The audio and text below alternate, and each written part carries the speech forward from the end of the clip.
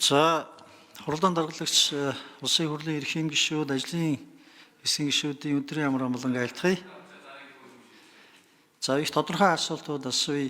5 жилийн одоо чиглэл гаргаж байгаатай холбоотой бас хүний хөгжлийг бид тэргүүлэх одоо чиглэлээ болгоно гэд хэлж байна. Угаасаа бид хэлсээр ирсэн өнөөдөр одоо хэлэн цаашлаад энийг зорилго болгоно гэдэгт бол эргэлзэхгүй байна. Наранбаяр сайдаас энэ инчорын тохиолдлыг түрүү мөхтий гишүүнээс асууж илээ. Манай боловсролын салбарын зардлыг төсвийн 20%, 6% бид одоо хүргэе гэдэг ийм одоо чиглэл барих ёстой гэж байна. Тэгэхээр энэ зүгээр бид энэ лүү тэмүүлэх нь тодорхой байх. Энэ 5 жил дотор энэтэй холбоотой ямар одоо тооцоол байгаа вэ? Хэдэн өвд нь өрөх вэ гэдэг ийм тодорхой асуулт байна. Хоёр дахь зүйл бас боловсролтой холбоотой. За бид бол энэ гадаад хэлгүй бол гадагшаа бол гарч чадахгүй гэдгийг сайн мэдж байгаа. Гэхдээ манайхны гадаад хэлний боловсрол их таархан шүү дээ. Тэгээ одоо англи хэлний чинь бид шинэ хөтөлбөрт оруулсан. Тэгэхээр энэ англи хэлний түвшнийг хэр түвшинд одоо хүрэх юм, ямар үр дүн гарах юм гэдэг ийм зорилтыг 5 жил дээр яаж таавахын тусгасан бэ? Тодорхой шалгуурууд нь тодорхой байгаа учраас. За нөгөө төгөр одоо бид хүссэн үсэгүй хиймэл оюун ухааныг их хөгжлийг ашигладаг ийм одоо цаг үеийн шилжиж байна. Ерөнхий боловсролын сургуулийн сургалтын хөтөлбөрт хиймэл оюун ухааны хичээлийг оруулах уу? Хөтөлбөрт нь оруулах уу? Хятад бол аль эзэн оруулж гисэн эхнээс нь одоо энийг хэрэглээд явж байна. За дөрөв дэх асуудал Наранбаяр сайдаа ихтэй сургууль сурагчдын одоо шинэ хувийг бол харьцангуй бид бууруулах зорилт тавьж ирсэн. Мэргэжлийн болон техникийн боловсролын хувийг бол нэмэгдүүлэх юм зорилт тавьж байгаа. Энэ дээр ямар одоо шинэ тооцоол байна вэ? 5 жилийн дараа манай нийт сурагчдын одоо ерөнхий боловсролын сургуулийн дараах одоо сургалтын гэсэн үг шүү дээ. Сурагчдын хэдэн өмнө мэргэжлийн боловсролын сургалтын дээр суралцах юм бэ гэдэг ийм одоо асуулт байна. Боловсролтой холбоотой. За энэ ерөнхий сайд хариулах бах. Шинжлэх ухаантай холбоотой асуудлыг бол бас их чухалчилж байна гэж одоо хэлж байна. Тэгэхээр шинжлэх ухаантай холбоотой өнөөдрийн зардал бол зандагчдын ерөнхий сайдаа манай нийт дотоодын бүтээгдэхүүний 0.7% байгаа юм. Бид ингэж тооцсон. Гэтэл зүгээр бидний мөрийн хөтөлбөр дэвшүүлсэн, засгийн газрын үйл ажиллагааны хөтөлбөр дэвшүүлсэн зорилт 0.5% байхгүй юу? Тэр яг хоо энэ удаа бид төсөв дээр цалингуудын нэмлээ, шинжлэх ухааны академийн тодорхой лабораториудын тоног төхөөрөмжийг оруулаа, барилгын одоо шинэ барих юм байна. Ер нь цаашдаа бид энэтэй холбоотой шинжлэх ухааны технологи, инновацийн зардлыг дотоодын нийт бүтээгдэхүүний хэдэн хувьд хүрэх юм зорилт барих вэ? Энэ дээр бас та бүхэн ямар тооцоо хийж гин гэсэн ийм асуулт байна. За энэний дараагийн асуулт бол ахаад ерөнхий сайдаас асууя. Одоо уг нь бол цалин хөлс хариуцсан салбарын одоо сайд байх хэрэгтэй юм байна. Бид энэ цалин хөлсний бодлого дээр бол нэгдмэл байх ёстой. Тэрнээс гадна цалин хөлсний энэ бодлого дээр дотоодын нэвтрүүлэгтүүний тодорхой хувьтай ер нь бол ойртуулах хэрэгтэй юм байна. Бид бол ижил жишгийн улсуудаас 8.7-оос 13.3 одоо функтээр доогуур байдгийг. Манай одоо дотоодын нийт бүтээгдэхүүн дэх цалингийн одоо чинь 9% шүү дээ.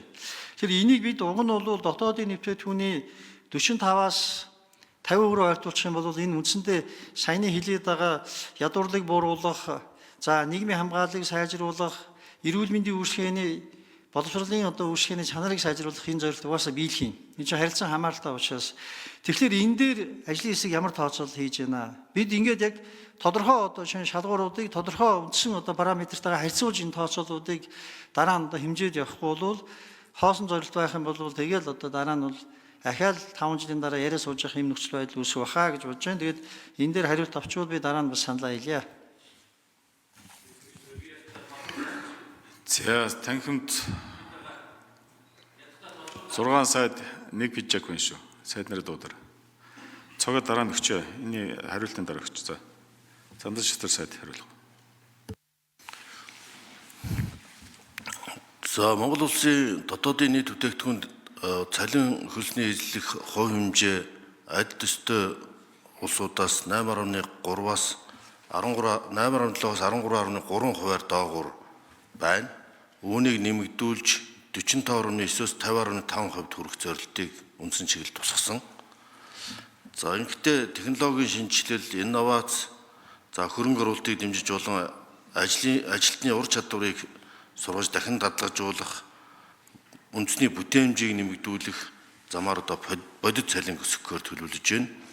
Төрийн албаагчдын цалин хөлсний реформыг хийж цалин хөлсний бүтцийг оновчтой болгож бүтээмж гүйцэтгэл үр дүн цуурласан цалин хөлсний тогтолцоог бий болгохоор төлөвлөсөн. Үндэсний бүтээмжийн мастер төлөвлөгөөг засгийн газраас хэрэгжүүлэн судалгаа хийгдсэн. Ерөөсө бүтээмж цалин хоёр уялдах ёстой. Зөвхөн цалин биш. Жишээлбэл тодорхой салбаруудад ажилтныхын тоо хэд өндөр тэгсэн мөртлөө бүтээмж багтаа, цалин өс багтаа байгаа энэ харилцаа бүтээмжийн алдагдлыг зөв оновчтой болох асуудал бол цалин өсийг нэмэгдүүлэх нэг суур хүчин зүйл болох ёстой юм байна. Одоо боловсролын салбар ч гэсэн тэр. Одоо энэ технологи инновацийг ашиглах замаар суралцсан хувьсгал хийнэ гэдэг нь шүү дээ, тийм ээ. Шинжлэх ухааны мэдлэгийн эдийн засаг руу шилжиж байна. Тэгэхэд суралцсан хувьсгал хийхэд бас бид нар цаг, үдийн хоол маш олон одоо зардлыг хэмнэх үр ашигтай болох боломжуудыг нээн. Одоо биедан суралцах боломжийг олгоснороо жишээлбэл мэдлээ цэгийн мэн байд юм уу, захин платформыг ашигласнараа хүүхдүүдийн сургалтын чанар эрс сайжирсныг судалгаагаар тогтоосон. Одоо энэ олимпиадууд ээшд ажлын эрхийг шалгалтад өндөр оноо авч байгаа хүүхдүүд бол голцоо захин платформ өөрөө суралцахыг илүү дэмжсэн сурагчид илүү үр дүнтэй суралцж байгаа нь батлагдсан. Тийм учраас энэ технологийн дэвшлийг ашиглаж суралцсан реформ хийнэ гэдэг бол бүтээмжийг сайжруулах, гүйцэтгэл үр дүн чиглэсэн сургалтыг систем шилжих, за тэр хэмжээгээр одоо үр ашгийг нэмэгдүүлэх, оновчтой болгох, за бусад салбар руу ажлын байруудыг шилжүүлэх, оновчтой болгох юм зохицон өөрчлөлтүүдийг хийсэн төрийн албаны реформ, за гүйцэтгэл бүтээмжийн суурилсан цалин өсний тогтолцооны реформыг хийхээр төлөвлөж байна. Энэ дотор мэдээ шинжлэх ухааныг дэмжсэн, инновацийг дэмжсэн ажлыг бодит жишг болох шаардлагатай юм байна лээ. Тийм учраас шинжлэх ухааны академийн хуулиас ахуулаад хууль эрхтэн тодорхой өөрчлөлтүүд шаардлагатай. За энэ чиглэлээр бас манай иргэдэл гишүүн, манай зөвлөхөр гишүүн нар бас санаачилж саяны төсөвт бас тодорхой асуудлуудыг шийдсэн. Энэ чиглэл өргөжөөд явах ёстой. Гэхдээ нэг зүйлийг онцолж хэлэхэд манай бүтэц алдагдсан учраас дотоодын нэв бүтээгдэхүүн тооцох нь бол бас алдаатай болсон байгаа шүү. За зөвлөхөр гишүүний асуултад хариулъя.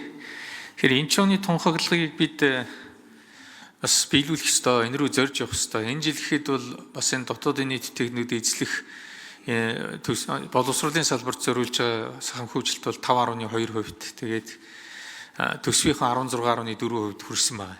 Энийг төсвийн хувьд бол 20% рүү хүргэх. Энэ үед бол боловсролын салбарт одоо хуримтлагдсан олон асуудлуудыг шийдэх боломжоор шууд хангагдах ийм юм байлээ санхүүгийн хувьд. За хоёрдугаарт нь бол англи хэлний сургалтыг бид одоо нэмэлт хөтөлбөрөөр 3 дугаар ангиас зааж эхэлсэн. Персийн хөтөлбөрөөр 12 дугаар анги төгсөх үедээ бол хүүхдүүд дунджаас дээш түвшний ийм одоо англи хэлтэй болох ийм боломжтой гэж харж байгаа. Энэ хөтөлбөрийг үндэсний хөтөлбөр болгож бид нар бас хөгжүүлэлтийг хийж байгаа гэдгийг хэлье. За мэрэгжлийн боловсролын тухайд бол өнөөдөр ихтэй сургуульд шууд хүүхдийг авах гэхээс илүүтэйгээр төгсөөд мэрэгжлийн боловсролоор дамжиж өөрөө шууд хөтөлбөрийн зах зээл дээр гардаг байх нь бол маш. За нэмэлт 1 минут өгье.